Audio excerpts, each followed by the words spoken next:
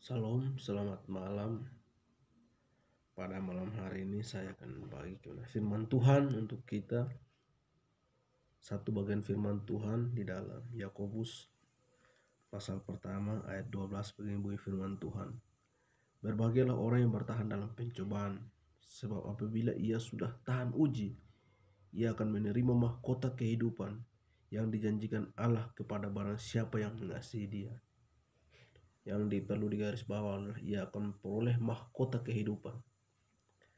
Pada malam hari ini saya akan berbagi firman tentang mahkota.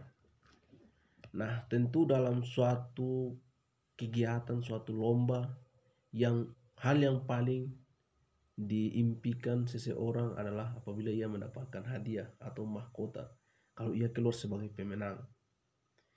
Demikian juga dalam iman Kristen akan mendapatkan mahkota bagi setiap orang yang akan dikatakan sebagai pemenang.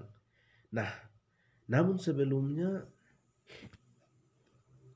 perlu kita pahami bahwa bukan berarti orang berbuat baik memperoleh keselamatan, tetapi dalam pemahaman Kristen kita diselamatkan karena iman kepada Tuhan Yesus Kristus. Nah, sesudah percaya kepada Yesus Kristus kita diselamatkan karena siapa yang mengaku Yesus sebagai Tuhan maka akan diselamatkan. Ia akan memperoleh keselamatan, kepastian keselamatan. Nah, sesudah mendapat kepastian keselamatan, maka bukti dari kepastian keselamatan ini perlu hidup seperti anak-anak Tuhan, yaitu menjadi terang. Nah, ketika kita menjadi terang itulah ketika kita sudah tidak ada, maka kita akan mendapatkan upah itu. Nah, saat ini saya akan berbagi tentang mahkota, khusus mahkota ini. Ada 5 mahkota yang akan diberikan kepada orang percaya yang mau mengikut Yesus sampai mati.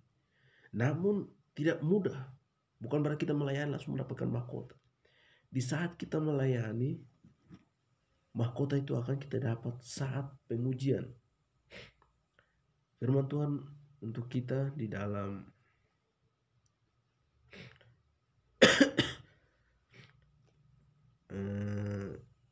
1 Korintus 3 ayat 12 dan 13 begini bunyi firman Tuhan. 1 Korintus 3 ayat 12 dan 13. Entah orang itu membangun di atas dasar ini dengan emas, perak, batu permata, kayu, rumput kering atau jerami. Sekali kelak pekerjaan masing-masing orang akan nampak karena hari Tuhan akan menyatakannya. Sebab ia akan nampak dengan api dan bagaimana pekerjaan masing-masing orang akan diuji oleh api itu. Nah, sekali kelak setiap kita yang hidup sebagai orang percaya, semua perbuatan kita akan diuji.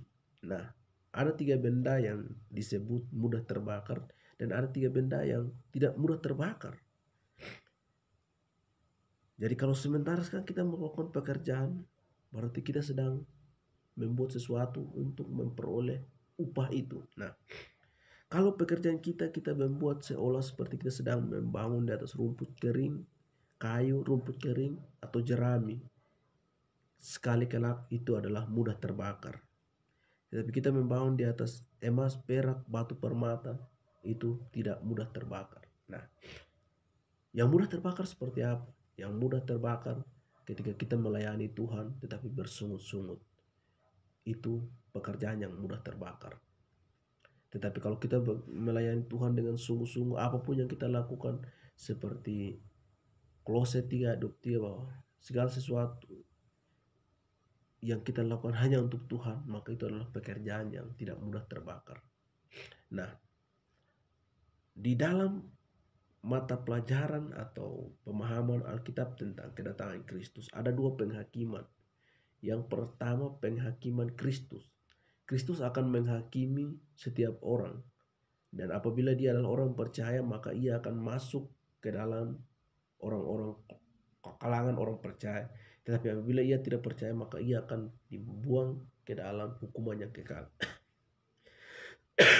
Nah, sesudah masuk ke dalam golongan orang percaya ini, dari situ ada satu penghakiman lagi bernama penghakiman takhta putih.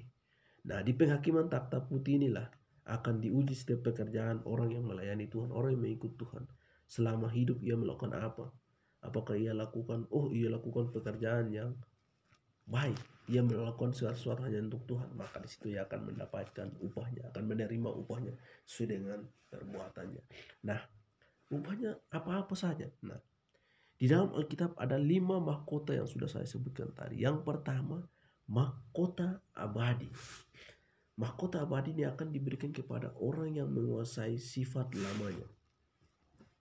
Sekali lagi, mahkota abadi akan diberikan kepada orang yang menguasai sifat lamanya.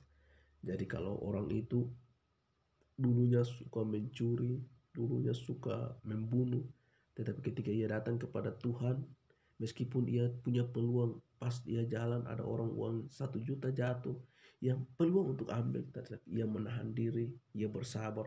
Padahal dulunya pencuri, tapi karena ia sudah kenal Tuhan, maka ia menahan diri.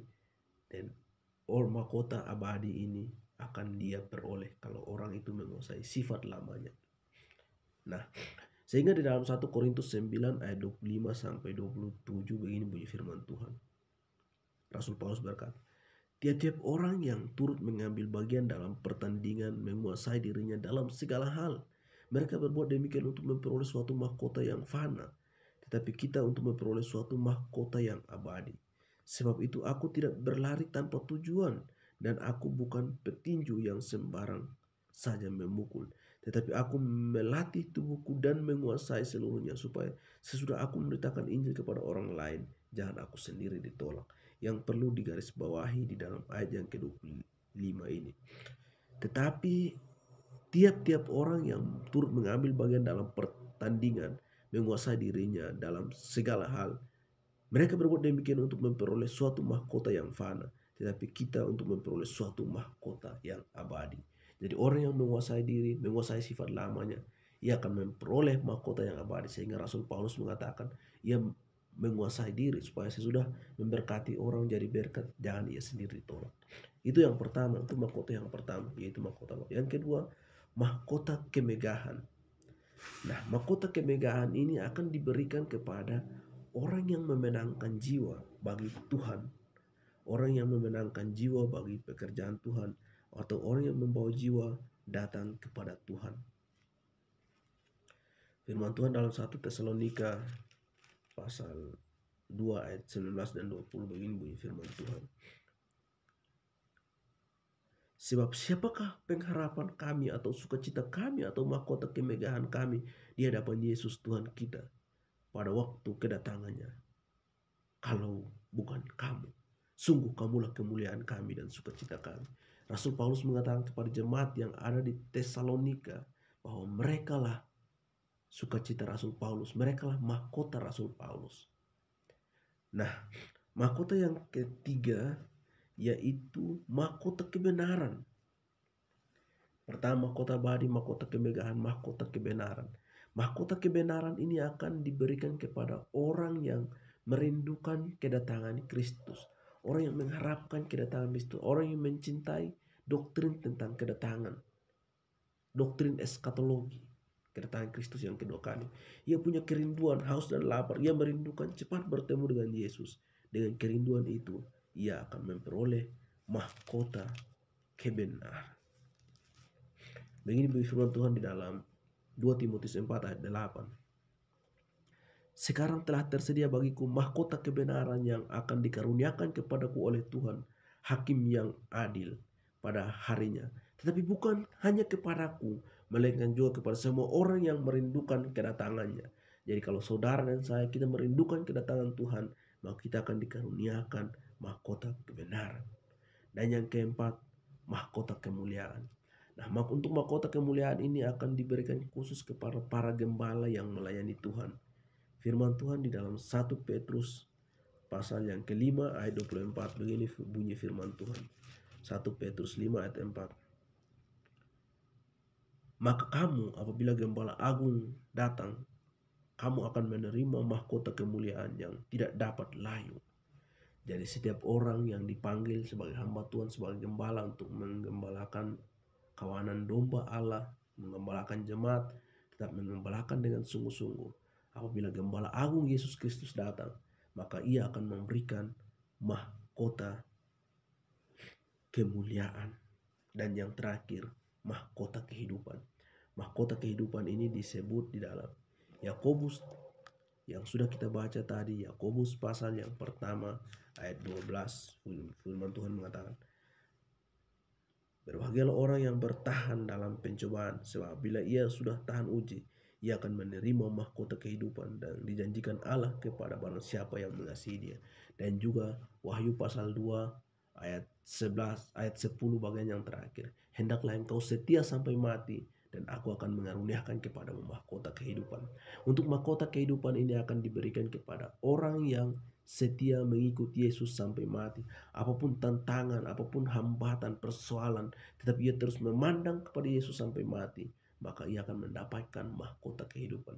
Dan itu ditujukan kepada jemaat yang ada di Smyrna. Mereka meskipun tertekan, mencari Tuhan tertekan, tetapi karena mereka miskin secara materi, tetapi mereka iman mereka terus kepada Tuhan, kesetiaan mereka terus kepada Tuhan. Dan Tuhan berjanji bahwa hendaklah engkau setia sampai mati, dan aku akan mengaruniakan kepadamu mahkota kehidupan. Jadi ada 5 mahkota buat anak-anak Tuhan. Ada 5 mahkota buat setiap hamba-hamba Tuhan maupun setiap orang percaya. Dan yang satu khusus untuk para gembala. Jadi setiap orang percaya tetap setia mengikut Tuhan. Pada saat kedatangan Tuhan nanti kita akan memperoleh mahkota. Jangan bertanya mahkota seperti apa. Itu adalah rahasia Tuhan. Kalau kita tahu berarti itu bukan rahasia lagi. Jadi menjadi tugas kita tetap setia, taat, dan terus melayani dengan sungguh-sungguh. Apabila kita sudah tiada di dunia ini, maka kita akan memperoleh mahkota-mahkota itu. Terima kasih, Tuhan Yesus memberkati. Amin.